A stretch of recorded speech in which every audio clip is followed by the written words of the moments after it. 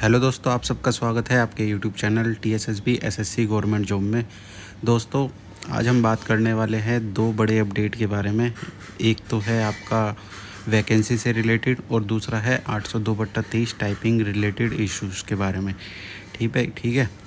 तो सबसे पहले बात करते हैं टाइपिंग रिलेटेड इश्यूज़ के बारे में। ठीक है, यहाँ पे जो बच्चों को इशू आया था वो आपको जो फर्स्ट डे की टाइपिंग थी उसमें बहुत सारे बच्चों को दिक्कत हुई थी ऑटो स्क्रॉलिंग में। ठीक है, क्योंकि उसके बाद तो सभी बच्चों को पता चल गया था ऑटो स्क्रॉलिंग का क्या सीन है क्या नहीं, पर जिनका फर्स्ट डे पर एग्ज़ाम था टाइपिंग का उनको बड़ी दिक्कत हुई थी। तो उसी के चक्कर में 2 तारीख को काफ़ी सारे बच्चे DSSB के ऑफिस पहुँचे थे और बताया जा रहा है कि वो कोर्ट को केस भी करना वाले हैं, जिसमें ऑटो स्क्रॉलिंग की वजह से उनकी टाइपिंग पर काफ़ी ज़्यादा इफ़ेक्ट पड़ा है। ठीक है, ये तो थी आपकी ऑटो स्क्रॉलिंग की अपडेट। ठीक है, और जो कोर्ट केस ही करने वाले हैं बच्चे, उनका जो इशू है वो भी जेन्युइन है और हो सकता है कि उनकी टाइपिंग दोबारा हो। वैसे तो वो रीशेड्यूल के लिए गए थे टाइपिंग के लिए, पर उनकी अभी रीशेड्यूल की जो अपडेट है वो सिर्फ यही है कि अभी उनको कोई जवाब नहीं दिया गया है इस बारे में कि टाइपिंग रीशेड्यूल होगी या नहीं होगी। ठीक है, और दूसरी बात ये थी कि जो PWD कैंडिडेट थे उसमें हर किसी PW कैटेगरी को समान मौका दिया था, इक्वल मौका दिया था, हर किसी को 15 मिनट दिए गए थे। और कुछ बच्चों का कहना था ये भी था कि टाइपिंग के लिए उन्हें 15 मिनट नहीं 10 मिनट दिए गए थे। ठीक है, ये सारे भी डाउट थे उनके, पर ऑलमोस्ट मैं भी टाइपिंग दे के आया था तो मेरी जो टाइपिंग हुई थी मैंने तो एग्जामिशन लिया था, पर बाकी जो बच्चे बता रहे थे ऐसा लगा नहीं कि 15 मिनट है। ठीक है, अब 5वीं बात करते हैं हम, रिज़ल्ट आफ्टर टाइपिंग कब तक आ जाएगा।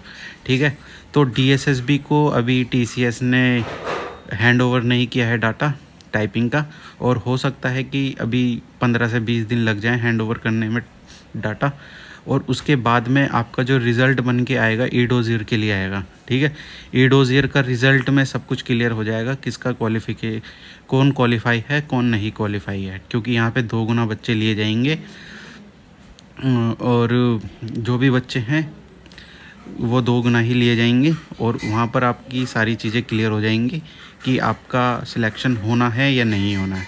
ठीक है, बस ये थी DSSB 802/23 की टाइपिंग के रिगार्डिंग बातें। अब हम आ जाते हैं वैकेंसी को लेके। ठीक है, अब हम वैकेंसी के बारे में बात करते हैं। ठीक है, तो ये है जूनियर जुडिशियल असिस्टेंट की न्यू वैकेंसी आने वाली है। ठीक है, ये 2024 में आपकी वैकेंसी आई थी लास्ट टाइम, और ये एक लौती ऐसी वैकेंसी थी जो आपकी जनवरी फरवरी में फॉर्म आए थे, और इसका जो एग्ज़ाम था वो यहाँ पर मात्र 1 महीने के अंदर अंदर करा दिया था। ठीक है, जनवरी फरवरी में वैकेंसी आई थी और इसका जो एग्ज़ाम था वो आपका मार्च में करा दिया था, और जो इसका रिज़ल्ट था वो भी आपका जून में आ गया था, मई जून में आ गया था इसका रिज़ल्ट। ठीक है, और सबसे तेज़ वैकेंसी इसी की फ़िलअप की गई थी DSSB जूनियर जुडिशियल असिस्टेंट की। इस वैकेंसी के लिए मैंने भी फॉर्म भरा था। ठीक है, सबसे पहले इसकी जो पे लेवल है उसकी बात कर लेते हैं। इसका जो पे लेवल है आपको यहाँ पर देखने के लिए मिल जाएगा, 2900 पे ग्रेड पे है। ठीक है, और इसमें जो टोटल वैकेंसी आई थी लास्ट टाइम 1008 वैकेंसी आई थी। ठीक है, और लेवल 4 की जॉब थी ये, और बाकी और भी पोस्ट थी इसमें। PA की थी, सीनियर पर्सनल असिस्टेंट थी, जूनियर जुडिशियल असिस्टेंट थी, सीनियर जुडिशियल असिस्टेंट थी, रजिस्ट्रार थी। तो ये सारी वैकेंसी आई थी, टोटल इनकी 1008 वैकेंसी आई थी। ठीक है, और जो यहाँ पर इसका जो सिलेबस है वो इस प्रकार है। पहले इसका Tier 1 होगा जो 120 मार्क्स का होगा।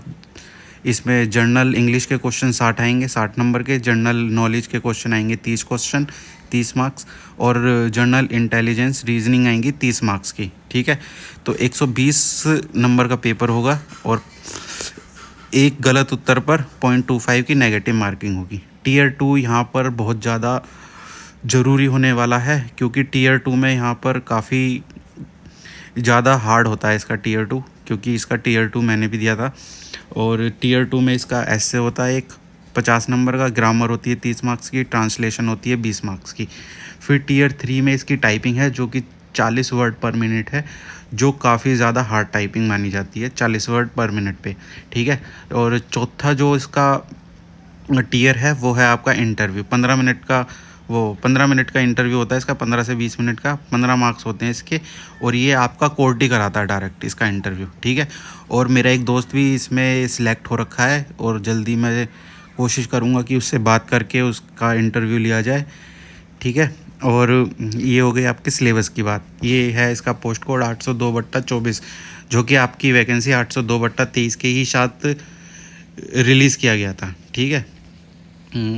और इसकी जो कट ऑफ हम देख लेते हैं। इसकी कट ऑफ जो गई थी आपकी यूआर में 89.79, ओबीसी 67.41, एससी आपकी 81। सबसे ज़्यादा जो कंपटीशन देखा गया था वो यूआर में और एससी कैटेगरी में देखा गया था।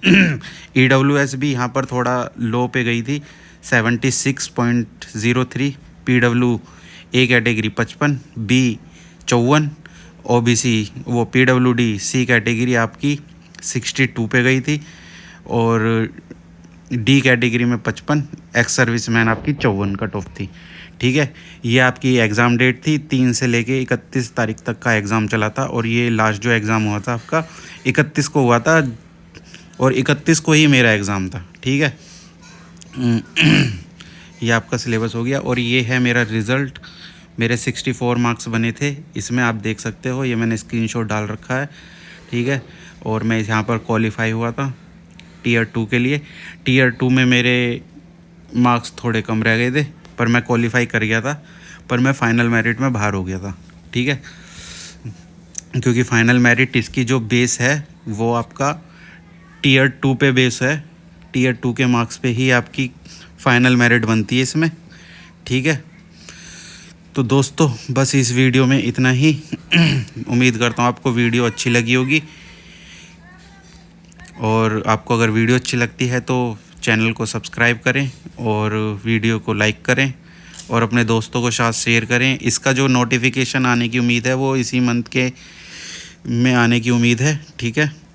तो इसकी तैयारी करने के लिए मुझे डीएम करें कि किस तरीके से इसकी तैयारी करनी है, क्योंकि इसकी तैयारी नॉर्मल ही है। इंग्लिश आपकी अच्छी होनी चाहिए हर वे पे, क्योंकि जो इसका